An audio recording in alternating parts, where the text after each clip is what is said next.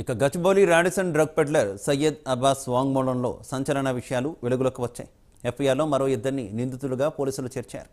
A11గా Vivek driver Praveen, A12గా drug supplier Mirza Waheed బేగ్ను చేర్చారు. ఇక మీర్జా వహీద్ దగ్గర కొకైన్ కొనుగోలు చేసినట్టు తెలిపారు.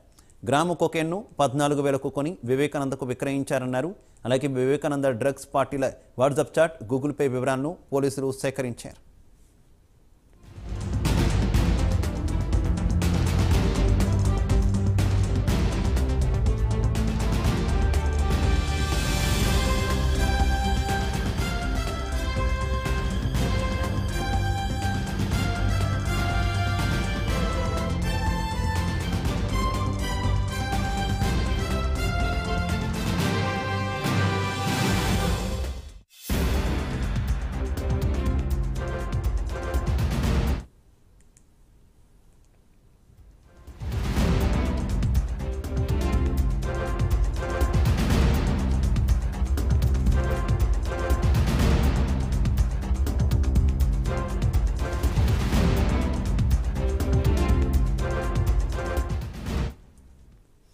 Gachibowli Radisson drug peddler Syed Abbas వాంగ్మూలంలో సంచలన విషయాలు వెలుగులోకి వచ్చాయి. ఎఫ్ఐఆర్లో మరో ఇద్దరిని నిందితులుగా పోలీసులు చేర్చారు. A11గా వివేక్ డ్రైవర్ ప్రవీణ్, A12గా డ్రగ్ సప్లయర్ మీర్జా వహీద్ బేగ్ను చేర్చారు. మీర్జా వహీద్ దగ్గర కొకైన్ కొనుగోలు చేసినట్టు తెలిపారు.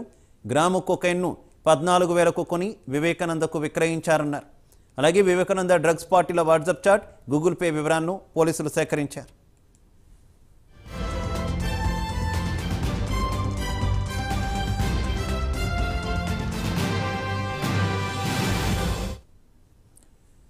ఇదే విషయానికి సంబంధించి మరింత సమాచారం మా కరెస్పాండెంట్ సిరాజ్ అందిస్తారు.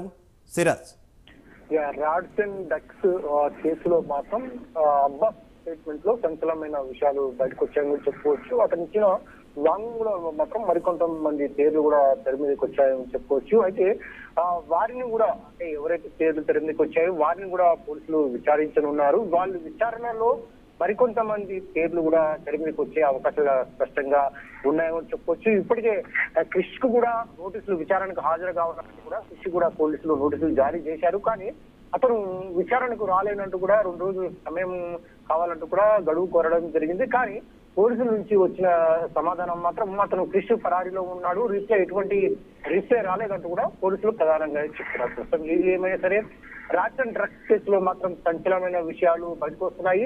ప్రతిసారి మనం నగరంలో చూడొచ్చు, బయట ఎక్కడైనా చూడొచ్చు, డ్రగ్స్ లింక్స్ బయటపడిన ప్రతిసారి కూడా సినీ ఇండస్ట్రీ సంబంధించిన లింకులు బయటపడుతూనే ఉన్నాయని చెప్పొచ్చు. సినీ సంబంధించిన కొత్త పేర్లు తెర మీదకి వస్తూ ఉన్నాయి. అయితే ఈ డ్రగ్స్ ను ఫుల్ స్టాప్ పెట్టేందుకు అధికారులు, పోలీసులు అనేక ప్రయత్నాలు చేస్తున్నారు.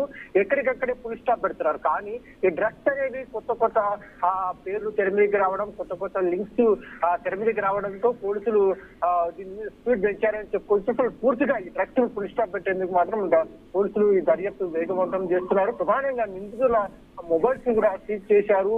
ప్రధానంగా వాళ్ళు యూజ్ చేసిన వాట్సాప్ గ్రూప్ సంబంధించిన దాని మీద పోలీసులు పూర్తి లాగుతున్నారు. అసలు దీని వెనకాల ప్రధాన సూత్రధారులు ఎవరు, పాత్రధారులు ఎవరు అని మాత్రం ఇంకా దర్యాప్తు కొనసాగుతుంది.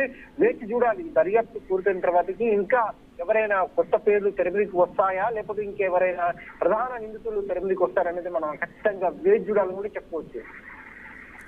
Okay Siraj, thank you.